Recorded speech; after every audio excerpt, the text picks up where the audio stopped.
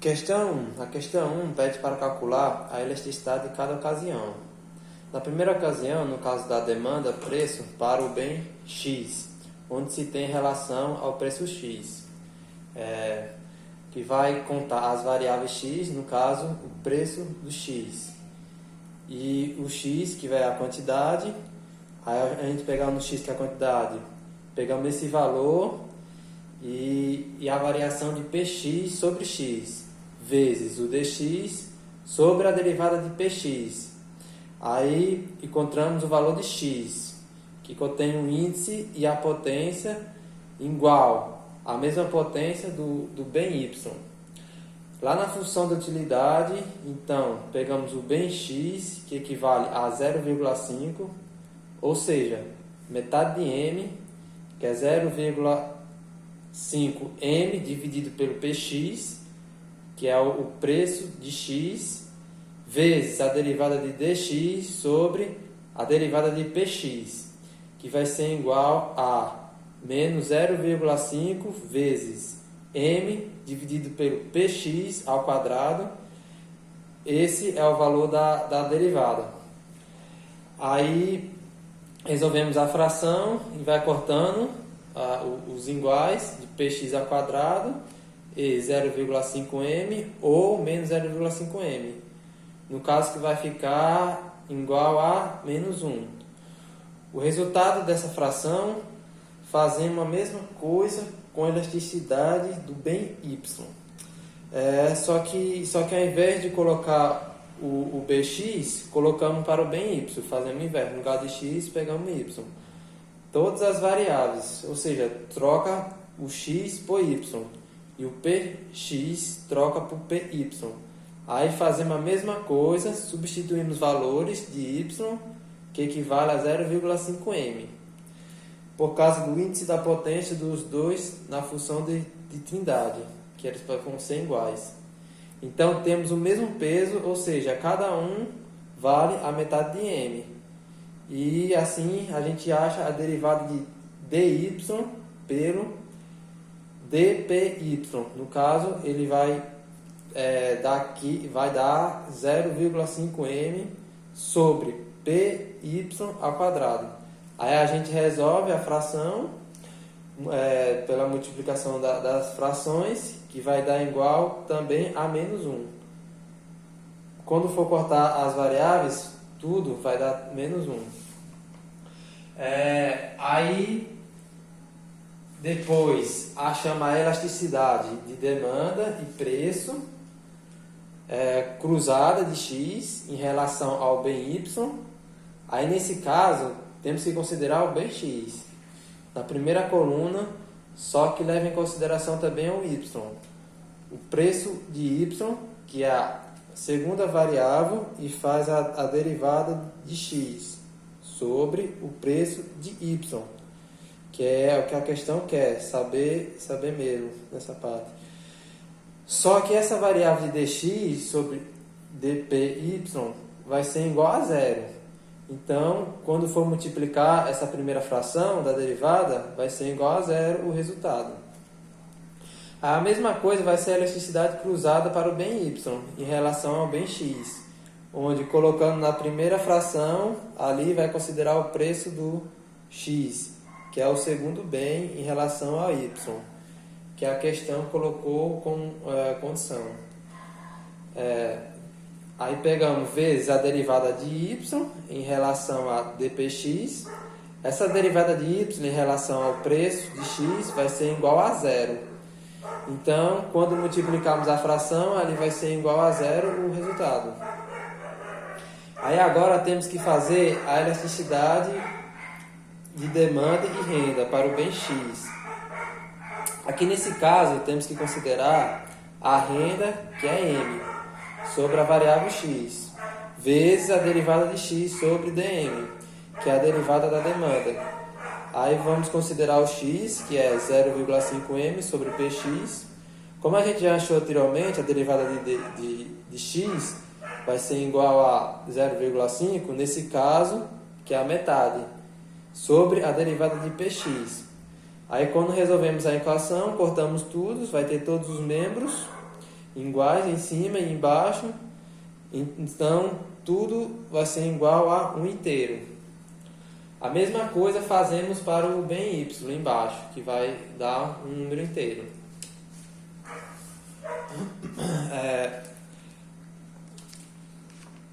Questão 2.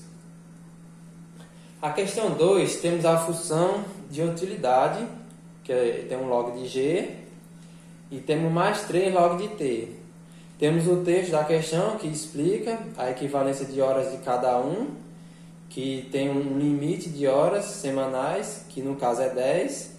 Esse 10 é considerado como se fosse uma renda dele. É o limite que ele tem, que ele pode usar, que são essas 10 horas. No caso M, o M vai ser considerado como 10. Essas variáveis de horas, horas de golfe e horas de tênis, tem o peso 1, ou seja, cada hora é uma hora.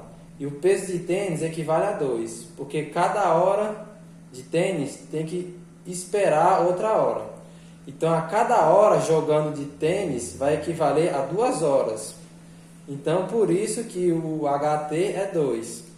Temos que pegar a função de trindade menos o delta, que vai ser igual à função de utilidade.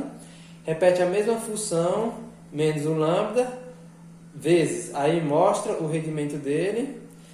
A função do rendimento, que vai ser 1 hora, vezes o G, que é para golfe.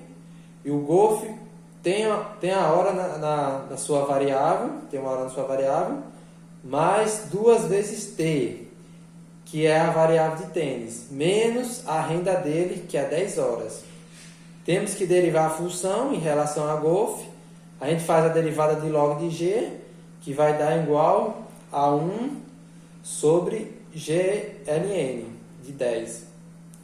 Aí menos o lambda, vezes, como que só tem 1 vezes G, dentro do parênteses, aí faz a derivada do G, que vai ficar igual a 1. Então fica 1 vezes o lambda negativo, que vai dar igual a 0. Aí a gente tem que fazer a mesma coisa para derivar a função de tênis, que é T. Derivo 3, que é do log de T, que no caso é 3 vezes sobre T, vezes ln de 10. Aí menos o lambda, vezes 2, que estava acompanhado do T, lá no parênteses. Derivo T, fica só a constante 2, que vai dar igual a 0.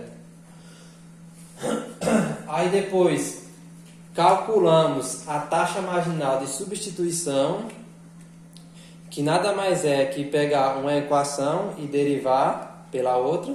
Pegamos a primeira derivada e dividimos pela segunda derivada, por isso que vai dar igual a 0. Fazendo as contas nas frações, repetimos a primeira e multiplicamos pelos inversos da segunda. Aí cortamos o ln de 10, corta porque está igual em cima e embaixo, né? A gente pode ver. Aí fica T, que é 1 vezes T sobre 3G igual, aí corta o lambda, que fica 1 sobre 2, isolo o T, aí o T fica equivalente a 3G sobre 2. Ou seja, para cada T equivale a 3G sobre 2. Então pegamos a equação de renda deles, né, para explicar o limite de tempo que ele tem, no caso que é 10. Ele tem 10 horas por semana. E se essas 10 horas, ele tem que gastar tanto com golfe, tanto com tênis. Então, o tênis, então temos mais o golfe, que é igual a 10. Sabendo disso, sei que a função do T equivale a 3G sobre 2. Aí achamos a taxa marginal de substituição. Então, substituímos T, né? Aí 3G sobre 2 mais o G, que vai ser igual a 10, isola o G e acha o G igual a 4 horas. Ou seja, dessas 10 horas que ele tem que criar para maximizar o seu tempo, ele tem que gastar 4 horas por dia com golfe. Aí depois que acha o valor de G, substitui na mesma equação e acha o valor de T, que é igual a 6 horas.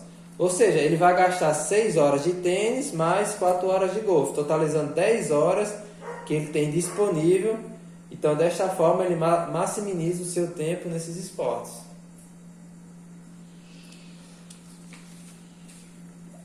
Questão 3. Temos duas equações de demanda e oferta. Então, temos que encontrar o ponto de equilíbrio do mercado. No caso, temos que igualar o QD igual ao QS.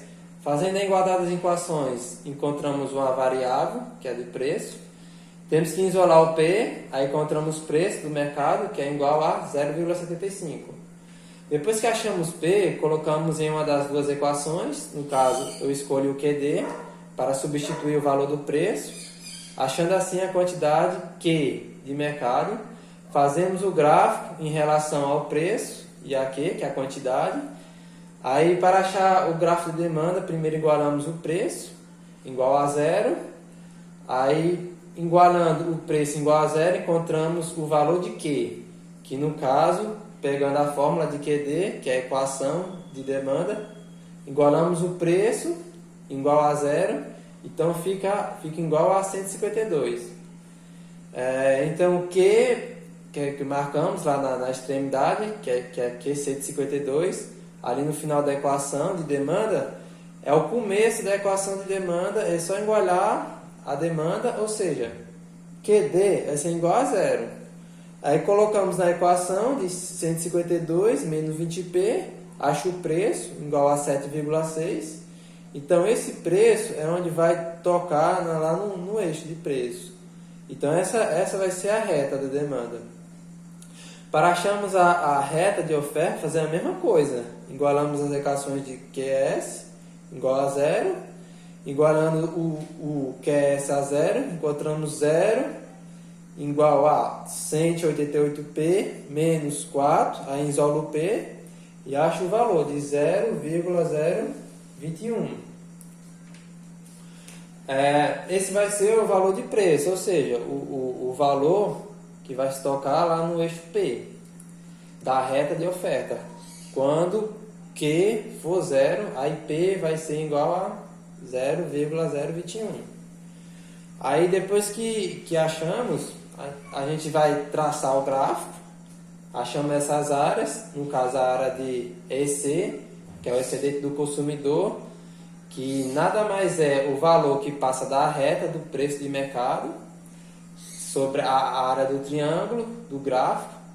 Aí, desta maneira, é o que vai mostrar o excedente do consumidor, que vai ser 1 sobre 2, que no caso, como a área do triângulo vai ser dividido por 2, vezes a altura do triângulo, que é 137, é como se o triângulo estivesse deitado ali, naquela área ali. A base do triângulo e a altura dele vai de até 137, que é o preço da quantidade do mercado, vezes a base, que é 7,6, que é o começo lá do triângulo, menos 0,75. Então, vai ser esse espaço da base do triângulo. Aí a gente resolve as contas e acha o excedente do consumidor, que é 469,225. Para acharmos o excedente do produtor, vai ser o mesmo triângulo, só que vai ser o valor abaixo do preço de mercado, que é 0,75. Aí pegamos a área do triângulo pequeno, que vai ser 1 sobre 2, que é a área do triângulo, dividido por 2, vezes a altura do triângulo, do 0 até 137. Essa vai ser a altura vezes a base, que vai ser 0,75 menos 0,021. É desta forma que achamos o excedente do produtor.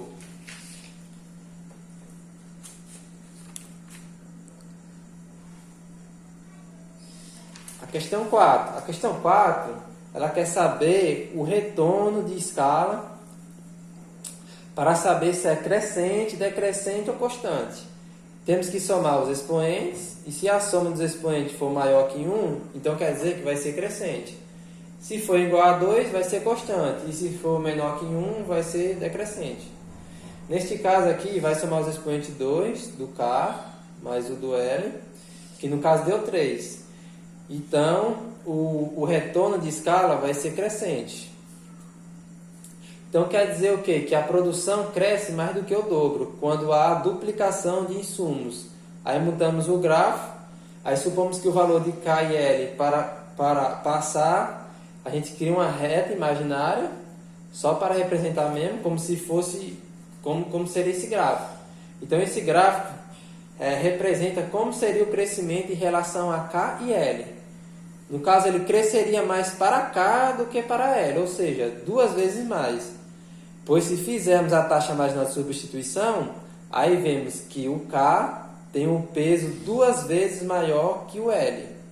Então, por isso que vai crescer mais para o K do que com o L, 2 vezes mais.